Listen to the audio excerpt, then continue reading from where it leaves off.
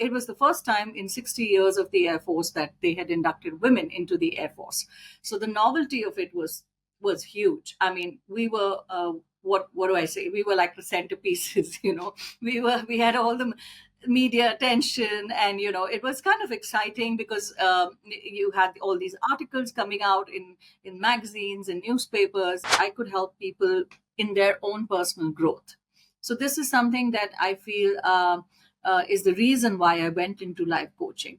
And then, of course, this is my purpose that I feel right now in life is to just help people, experience learning how to not just sort of surviving through life, but to actually learn to thrive, learn to actually live to your the best possible. Well, I think the important lessons that I've learned in life is to continuously grow. Never stop learning in life. Never stop having a growth mindset. So the moment you get comfortable and stop growing in life, that's where stagnation happens. That's where you feel you haven't done anything, or that's where you feel like you are not progressing in life. So I feel always your mind should always constantly want to learn something.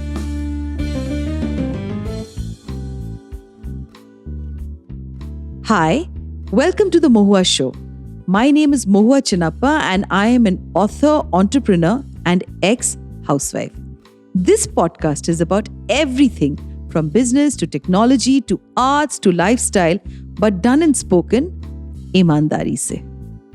Hi, in today's podcast, we have with us Cheryl Dutta, who began her career in the Indian Air Force as a helicopter pilot. Okay, hold your guns, as a helicopter pilot. She left the Air Force after her 10 years service and ventured into the world of fashion as an entrepreneur and created her own fashion and lifestyle brand. That is quite a shift. She's also an accomplished high performance coach as a multi skilled coach and ex military veteran. Her aim is to help people achieve personal and professional growth and work towards enhancing performance and their well being with knowledge, guidance, and support. Cheryl is also an accredited coach and mentor with the European Mentoring and Coaching Council, EMCC, a TEDx, and a motivational speaker. Welcome, Cheryl. In today's episode, I had to really put all of this in a note together to just speak about this absolutely amazing biodata of yours. And for our listeners to Thank you. know, Well, thank you so much. this is amazing. So, the change and the shift is diverse. So, you'll have to tell me a little bit about the start. And obviously, you are definitely very, very adventurous as a person. And where did that spirit come from? Was it from your parents? Were you just born with it? Um, I think, Mawa, for the better part of it, I've always been a little bit of an adventurous child. So I'm sure, as you know, I do come from a military background. My dad was in the Indian Air Force, a helicopter pilot as well. And of course, we were born and sort of brought up for the first a few years of my life in the military. And as we all are aware, the military involves frequent, moves to new places and new schools, new friends. And you have that little seed that is sown in you from a very young age to be to just take on life as it comes. So I always had a bit of an adventurous streak in me, and I was always wanting to do things slightly differently than what others used to do things, and that made me a naughty child. But I think that naughty child grew up to be wanting to be a little fearless in what she did in life. Thank God for being naughty, Shelley. Yeah. So let's talk a little bit about your roots. Your father has a refugee journey, very much like mine. I also come from undivided Bengal, and those obviously have a huge impact, in our upbringing. And unless somebody has been through that entire journey of seeing parents crave for that, those places as they grow older, I need to come to you because this has been such a mix. It's amazing that your mother is British German and your father is from India, Pakistan, that partition time. So obviously, there's a mix of culture, there's a mix of values, there's a mix of belief, and obviously purpose. So tell us a little bit about that. So my parents, so I come from a very interesting cross-cultural mix, and my parents, of course, met and fell in love in Madras. But my mother has British and German lineage. Her parents were part of that, the Britishers who decided to stay back in India and settle down, post independence. But her parents are from British and German lineage, and her father is, of course, he's Scottish, and we have traced his roots back to probably the Nordic, those Scandinavian areas. So yeah, a lot of mixed heritage there. And my dad, he comes from a Punjabi family, which initially, of course, were in India, but then they migrated to Kenya, Nairobi, and from there, my grandfather is also an aviator, by the way. And he decided to move his family back to India during the World War II. And he moved to Karachi in those days, which was a part of India, and settled there for a while. My father was born in Karachi. And during of course, the partition, everything changed overnight and suddenly. And my grandmother uh, was, of course, had to move overnight with her children. At that time, she had 5 kids, and they moved to Delhi and then finally based themselves out of Delhi for a couple of years, where they sort of settled in as all refugees have done during that time in partition. So for me, it has been a very interesting journey, having a mother who's Catholic, a father who's Punjabi, and also has, the little bit of the Kenyan, African, heritage that they have with them. So a lot of mixed cultural sort of influences. We had, I would say, traditions that we maintained in the family for many years. Having Easter lunches, having Christmas, celebrating Diwali, all kinds of festivals were a big thing for us, something that all of us enjoyed as a family, whether it was the British side of the family or the Indian side of the family, we just enjoyed it all together. So these are the few beliefs we have maintained. And of course, as we grew up, we believed there wasn't any sort of I would say, we do have roots in India which are very strong, but also it's a very exposure to a lot of culture, a lot of travel. And I think that the need for travel comes to me from there, just that need to understand what's beyond, and look at different, like I went to Scotland just to trace my grandfather's roots. So it, for me, traveling was a form of learning and understanding other cultures. And I think for most parts, we've tried to give that to my children as well, that love for just knowledge and history and travel. And that has been something that we have carried forward over generations, I would say. So you've also grown up in a military, family, and there's been so many transitions. You've like traveled from cities and from places all across, and there will obviously be a huge spirit of adventure, like you just now mentioned. But there'll also be a lot of resilience with each of these places that you go to as a young girl. Your friends, your new set of friends. You're learning to adapt. So, would you say that your adaptability, to all these places have also is also part of who you are, and maybe you could call that your superpower? 100% Mahua. I mean, adaptability is, I think we've grown up with that. I mean, in terms of when my dad was in the military, life was very different. You're in a very safe space, I would say. You're with a unit that really cares about you. There's a sense of a lot of family and tradition in being in the military, and we really emphasize on that when you're there. So you belong to a certain thing, and just a little incident that I want to share with you is that when my dad was about, say, 40, he had a very massive heart attack. And so things changed very rapidly for us as children. And he's been a pilot. He was a pilot most of his life, and at that point in time he was literally at the peak of his career. He was flying the then Prime Minister Mrs. Indira Gandhi. He was her chief VIP pilot. And so having a heart attack changed all that for him, because he couldn't fly anymore, and therefore, that was his passion. That was what he thrived at. And we had to leave the Air Force. He decided to leave the Air Force and then build another entirely different life for himself. And that was a very difficult transitional period for us as a family. And we decided to then, move.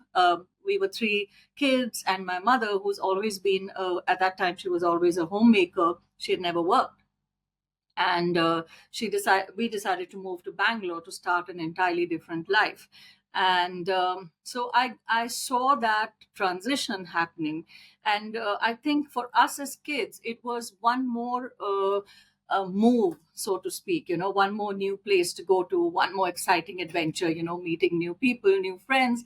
But I can understand now for my parents how deep that transition must have been, and how easily we adapted to that situation. And as kids, we were never made to feel that there was something happening. There was something, such a big transition in life that was happening. So I think that has built in me as well a certain amount of adaptability to various situations. So when my turn came to leave the Indian Air Force and begin another life, totally different, I felt that I was able to transition better because I had that certain amount of adapting to change built in within me, and you took on life as it came. You understood that transitions happen, and these are things that you can go through, although difficult. And but I think that seamlessness in how I could adapt was there primarily because of what I'd experienced as a child, and growing up, and even as a teenager, in Bangalore, a lot of things changed for us. We didn't have that comfort of being in the military anymore, and just living and adapting to a new environment, and building an entirely different life. So this is what I think adaptability is. Sort of it's learned within you as you grow up. Yeah. And yeah, that's one of the, I think, qualities that I really feel that I it is within me. Cheryl, it's such an honor for me to have you here today with me and commissioned by the Indian Air Force. Can you tell us a little bit more about your experience as the first woman helicopter pilot of the country of India? How did it feel, and how was it, when you were taken on board? So I have to say, the journey was super exciting. For me, it was I was into flying from the age of 17. So I began my flying at the age of 17, and I was doing my commercial flying at the point that the Air Force decided to open its doors to women pilots back in 1993. And we were the first batch of women helicopter pilots that was inducted into the Air Force, and that was in December in 1994, and we got commissioned in December 95. So way back then, it was the first time in 60 years of the Air Force that they had inducted women into the Air Force. So the novelty of it was huge. I mean, we were what do I say? We were like the centerpieces. We had all the media attention, and it was kind of exciting because you had all these articles coming out in magazines and newspapers. And I think for the Air Force and for us as well, of course, I would say that there was absolutely no difference in the kind of training that we received, in the hours that we flew, in the roles that we adopted within the Air Force. But being a woman pilot in the Air Force at that time was challenging, because it was challenging not only for me but for the organization as well. In terms of how do they adapt their surroundings, which is more conducive to women, to having women, say, staying in the officers' quarters, having women staying in the officers' mess, which was not there before. And simple things like creating the space for women to have their own changing rooms, their own going on detachments in places where women have never gone. We used to go to the forward areas and do detachments for about a month and 2 months. And there was a point in time when I was the only woman with about 200 men. And we had these detachments where there, those were the kind of experiences in terms of being a woman that you faced. But when it came to technical skills and the kind of exposure that I had, I don't think I felt there was any difference in the way I uh, had my training, my experience, and the missions that I flew. There was absolutely no difference in whether I was a man or a woman, because we did exactly the same thing. So to me, the being in the Air Force was an extremely, I would say, challenging as well as exciting time, because there is so much that you get to see, in terms of just flying over mountains, the Himalayan ranges, flying the length and breadth of this beautiful country, flying at 21,000 feet, where only a helicopter can land, no aircraft can land at that height, and seeing those soldiers who are based over there at that height. And the most important thing I would say is that saving. I realized that I had a passion for flying, but I'm also now a soldier. I'm also someone who is saving someone's life. I'm not just a pilot. So I realized the value of the things, the work that I had put in all these years. So being in the Air Force gave me that value, of being able to save someone's life, being responsible for that. So this is something I think that was amazing to me. You also hold a world record, for being the first all-women helicopter crew in Southeast Asia. So this is we are talking about really shattering glass, ceilings and coming out of, uh, of the beyond the norm. So this is such a triumph. Plus, there have been challenges. So tell us a little bit about. You obviously said that as a woman, when in some of those places where you went in with 100, 200 men, it was difficult. What were those things when you became a world record holder, and were your colleagues okay with you? And did you ever feel at any moment that, because you're a woman, you may have had a few people that may not have been very happy for what you've achieved? Did you go through any of those things? Mama, actually, for me, creating, actually, we didn't really know that we're creating a record. Firstly, for us, it was an everyday sortie that we flew. And it just so happened that for that day, two of us were planned, me and my course mate, Simran Sodi. We were both planned for that sortie. We didn't actually realize that we were actually creating history. And so it was just a routine sortie, and we flew that sortie. And when we came back, our instructor mentioned to us, that what, you've actually created a record of sorts today. And we were like, oh, really? What was that record? So they were like, well, you are the first two women to have flown an all woman helicopter crew in Asia. And and then that went ahead to become sort of create like a it was like a, like put into the Limca Book of Records and all those things. And the Air Force has it in their Air Force Museum right now. And so then it went a little viral after that. We really didn't realize that that was what we were actually going to do on that particular day. So yeah, I would say having media attention and having, of course, it does create a little bit, but more than, I would say, sort of a resentment to anything. It was more like, okay, why is there so much attention being had over here and things like that. But I think that was just in the initial years of our getting commissioned and joining the units. And then thereafter, you moved on and life became, you're just a regular pilot in a unit. So yeah, that was something that I think we just took in our stride, and so did everybody else.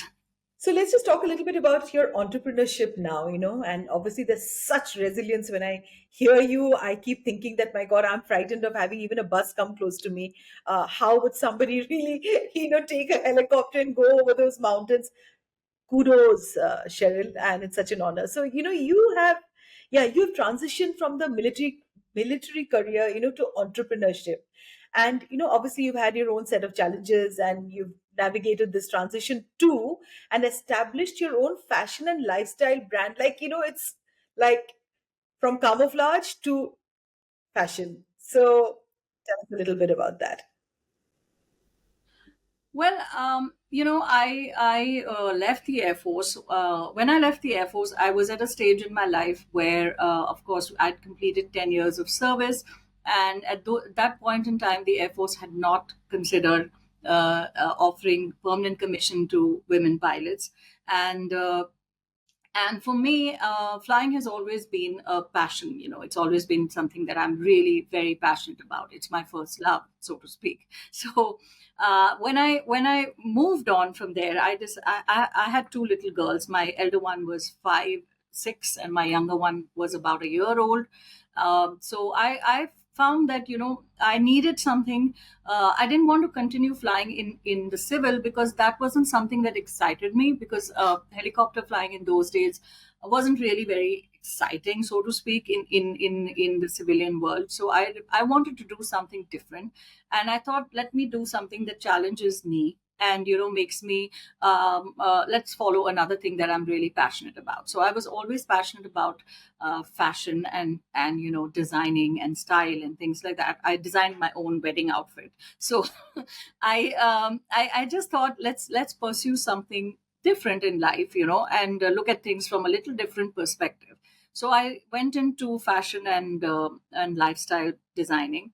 I sort of created everything from the ground up. I learned how to. I didn't do any sort of formal training and things like that. So I learned the design aspect of it, and then designing my clothes, designing the lifestyle products, and marketing. Marketing was a challenge to me, because I came from a organization that had no marketing, and so learning these things was an amazing experience, I would say. And the best part about it was that I got to meet such interesting people, with the people that I had never interacted with before, like our the amazing artisans that we have in India. So a lot of my work was done with at the grassroots level. It was done with these artisans, with these men and women who create these beautiful embroideries and fabric, and things like that. So I actually, that's the part I enjoyed the most, because it gave me such immense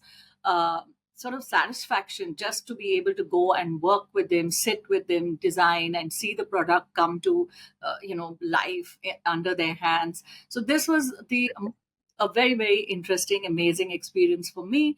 And of course, there were some setbacks. There were some, sort of difficulties faced in becoming an entrepreneur. And I come from a very cut and dried military background, and then to be able to deal with the marketing, with the dealers, with the things. So those are the challenges that you grew on. And I felt that this was something that made me passionate about, made me really sort of love what I'm doing. And I did that, of course, I did this for almost about 12 years before I finally just, went into my third innings of now being a life coach. You've also been, it's incredible, Cheryl. Like, from being a helicopter pilot to getting into fashion, and then also you're a life coach. So this is diverse, right? So tell me, how is it that you integrate all these things in helping others? Obviously these experiences of your own life, you integrate them in inspiring other people, and you've obviously taken up, this role as a life coach. So tell us a little bit about this. Well, so my journey to being a life coach, I would say, was I really felt that as I transitioned through various stages in my life, from being going into a very technical sphere, in my profession of being a pilot, and then becoming an entrepreneur, becoming a mother, and being a homemaker for a while. And so various transitions in my life, in my 20s, in my 30s, in my 40s.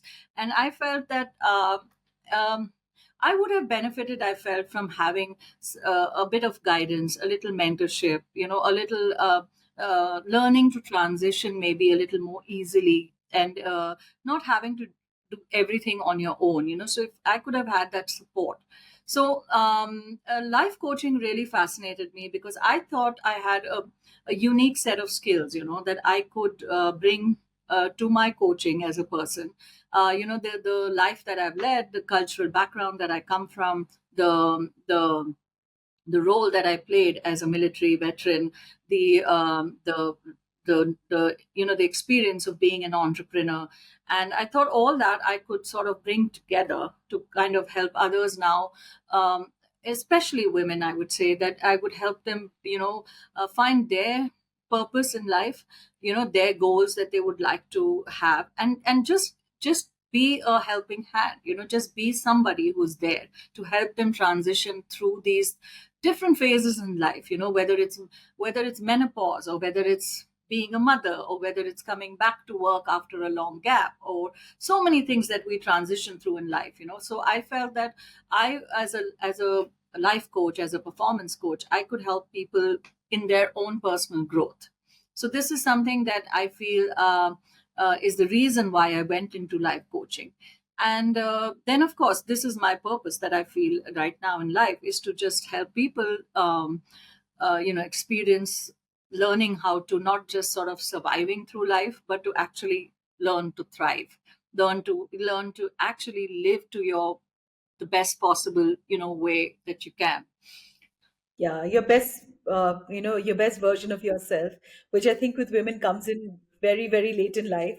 And it's really wonderful what you're doing, Cheryl. I mean, because in India we really don't talk about menopause, we don't talk about postpartum depression, we don't talk about any. It's just now that these conversations have begun. And we think all of this is such a taboo. So what do you think are the key ingredients that a person who wants to pursue this sort of career, into becoming a life coach, what do they need to have? I think the most important thing is you have to have a compassionate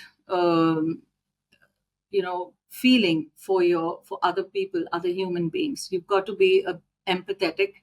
You've got to have that feeling of wanting to experience growth within yourself as well as within others. So you've got to have that feeling that it's not just about success, it's not just about reaching a certain goal in life, but it's also experiencing growth continuously in your life. So I feel that is something that is very important. And if you have that a joy inside you, that I want to share it with others, that is something very important for a life coach. I think another important skill is having being a good listener, of course, and also just having a fresh perspective in life, trying to look at things from a different kind of perspective. So that is something that is very beneficial, especially if you're a coach, because you guide people to look at things in a different way. So, how would you advise the younger generation, to get out of their fears? Because today's younger generation are definitely dealing with so many other, you know, Yeah. challenges in life, and there is obviously a huge number of kids committing suicide, and there is loneliness because everybody's addicted to their phones. They're not really going out and playing. Unlike children of our times that we grew up in. And this generation of youngsters, what would you tell them that what do they need to do to get out of their fears? How is it that they embrace their own passion? Uh, you know, those are the things I think, Cheryl, will be wonderful for our listeners to learn from you. So I'm going to say what I tell my daughters. So they are 25 and 20, and I'm going to what I tell them is what I'm going to say to other young people as well. They are. I would say that. Be curious in life. Curiosity is very important. So it's always nice to be curious about the next thing. Don't get complacent in where you are and what are you doing. So be curious, be creative. You may be doing a technical thing, or you may be in engineering or medicine or whatever the field that you're following, but but always have that little creative streak inside you. Be eager to learn, be eager to learn new things, be eager to explore. Don't be afraid of going out and exploring things, trying things. And it's not always about success, it's not always about reaching the benchmark, so to speak, that in my 20s I'll be doing this, in my 30s I'll be doing this, in my 40s I'll be doing this.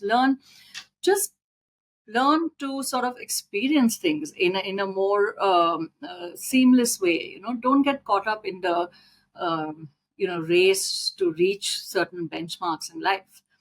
I think that is what is very important for today's generation, because we're so focused on success. Absolutely. Everything is about success in the media, in the wherever you look, even on all social platforms. So enjoy the process, which is equally important, is what I would say. So, what are the key lessons that you hope you're from your journey? That people can take away, because this has been such a it's amazing to talk to you, Cheryl. And this comes from within me, that somebody who's done, who's been the first woman helicopter pilot in India, and then going on to creating a fashion brand, and then becoming a life coach. It is an unbelievable journey. So, what are those lessons that you think that you've learned in this journey, and some of our listeners can take back? Well, I think the important lessons that I've learned in life is to continuously grow. Never stop learning in life. Never stop having a growth mindset. So the moment you get comfortable and stop growing in life, that's where stagnation happens. That's where you feel you haven't done anything, or that's where you feel like you are not progressing in life. So I feel always your mind should always constantly want to learn something, to grow, to be. I think that's very important. So, whether you succeed at that or you don't, I think it's just important to just keep learning, keep that alive in your mind, keep that sort of adventure. You don't have to go out and dive off a cliff or something like that, but you just need to have that spirit inside you, that spirit of, I'm so keen to learn something new. I'm For example, I just this TEDx talk that I just gave, last year. So I've given this, I'm in my 50s now, and for me, um, public speaking was never a thing. I was always happy to be fly my little aircraft or do my little thing, but I was not a public speaker. But this it was a challenge to me to just go on stage and be able to talk continuously for 17 minutes. So I feel, but I learned a lot, and I think along with that, a lot of confidence and a lot of things that came inside me. So I would say that just be a learner, be a lifelong learner. Enjoy what you do. So have, and if you're doing it, just do it for joy, and that's it. So, Sharon, we have our last set of rapid fire round questions for you. Morning person or night owl? I'm a night owl. I'm trying to be a morning person, but I'm a night owl. One book that changed your life? um, can I make that two books? No, one book. Okay, one book. Okay, the one book that really changed my life was at the age of 13, was this book called Jonathan Livingston Seagull, which was written by Richard Bach. It's really a very thin book, but it's a beautiful, beautiful book. And for me, as an aviator, it was a beautiful book, and it really influenced me Principal. in my decision. A superpower. Um, So when my kids were small, I would say I wanted a superpower as a mom to be able to do everything, have more than 24 hours in a day. But I think in time that has changed, and I think one of the superpowers that I want is to be an alchemist. I would say, because I feel that I want to be able to have that power to change people's lives. I want to be able to help them create magic in their lives, and I think being an alchemist is something that I would love to have, that kind of superpower. Best piece of advice you've ever received? Um well, the best piece of advice I've ever received is from my dad, who said that don't let the small things get you down. Look at the big picture in life, and always things will pass and you will move on, and always believe that there is something better in store for you. So don't get caught up in the little things. Look at the bigger picture. And the last question, what is your favorite childhood memory? Well, my favorite childhood memory is, in the summers of Delhi, in the heat where my dad was posted. We would go up on the terrace in the summer nights, and my dad would have these the cots, the charpoys laid out on the terrace, and we would all sleep there. I'm sure a lot of us have done this in the summers. And when there was a clear sky, my dad would you know. Show us the stars, and he would point out all the constellations in the sky, and then he would narrate to us stories about his experiences, during the war, and other experiences that he had when he was a young boy. I think that is absolutely my most favorite memory of my childhood. Thank you, Cheryl, for being on today's podcast. It was an absolute honor to have you. And thank you, March On. You inspired so many people, including me. And thank you for taking out the time today. Such a pleasure being here today. Thank you very much. Yeah. To you, our dearest listeners, you can find us on your favorite streaming services, Spotify, Amazon Music, Apple Podcast, and of course on all other major streaming services. With loads of love, we are The Mohua Show, where we talk ईमानदारी से.